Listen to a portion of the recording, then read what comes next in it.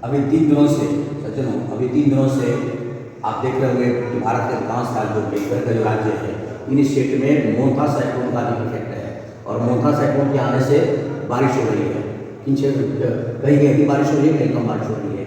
तो Montha cyclone है क्या? What is Montha cyclone?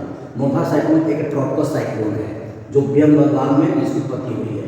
आखिर ट्रॉपिकल साइक्लोन जो है, इंडिया में जितने साइक्लोन्स आते हैं उसमें 80% साइक्लोन की उत्पत्ति बे बंगाल में होती है। देखिए यह बे बंगाल एरिया है, तो बे बंगाल में ये क्या है, इक्वाटर बॉडी है।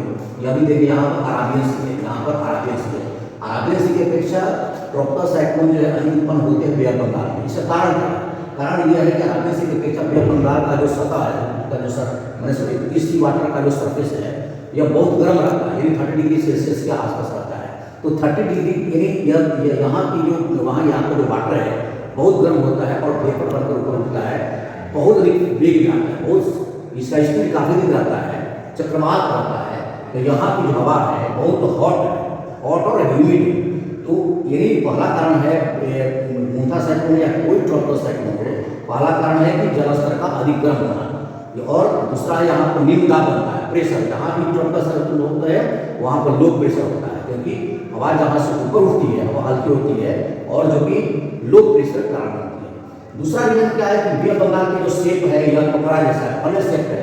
फनेल शेप में क्या होता है कि पैसिफिक ओशन की तरफ से और इंडियन ओशन की तरफ से यह आकार जो है यहाँ पर नमी युक्त और गर्म हवाओं का आकर्षण होता है। इसके चलते यहाँ पर ऐसी स्थिति क्रिएट हो जाती है कि यहाँ पर बहुत अधिक वेग में हवाएं चक्रवात रूप में घूमती है। इसे कहते हैं ट्रॉपिकल साइक्लोन। ट्रॉपिकल साइक्लोन का जो डायरेक्शन होता है यह ईस्टर्न कोस्ट नदी को होता है। जहाँ देख रहे हैं कि यहाँ पर तमिलनाडु है, आंध्र प्रदेश है, उड़ीसा है।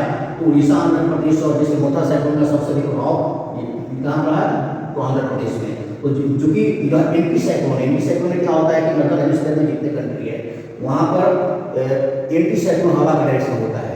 तो पृथ्वी के घूमने से एक बल होता है, क्रिएट होता है, उसे कहते हैं कोरियोलिस फोर्स कहते हैं। और इसी कोरियोलिस फोर्स के कारण क्या होता है, यहाँ पर ये हवाएं हैं, इन हवाओं की डायरेक्शन जो है दिशा यह ईस्ट कोस्ट में अधिक होती है। तो बे बंगाल में उत्पन्न होने का इससे कारण होता है। ठीक, और भारत की वैसी स्थिति है कि प्री मॉनसून या पोस्ट मॉनसून के बाद, अभी चूंकि पोस्ट मॉनसून है, पोस्ट मॉनसून के जस्ट बाद जो है भारत यह जो एरिया है यह चारों तरफ हवाओं का आकर्षण होता है। और ये हवाएं जो है यहाँ बहुत नमी युक्त होती है, गर्म होती है, इसके चलते ट्रॉपिकल साइक्लोन होने के कारण बनता है। तो यही सब रीजन है, the reason of the origin of tropical cyclone in India. Thank you very much.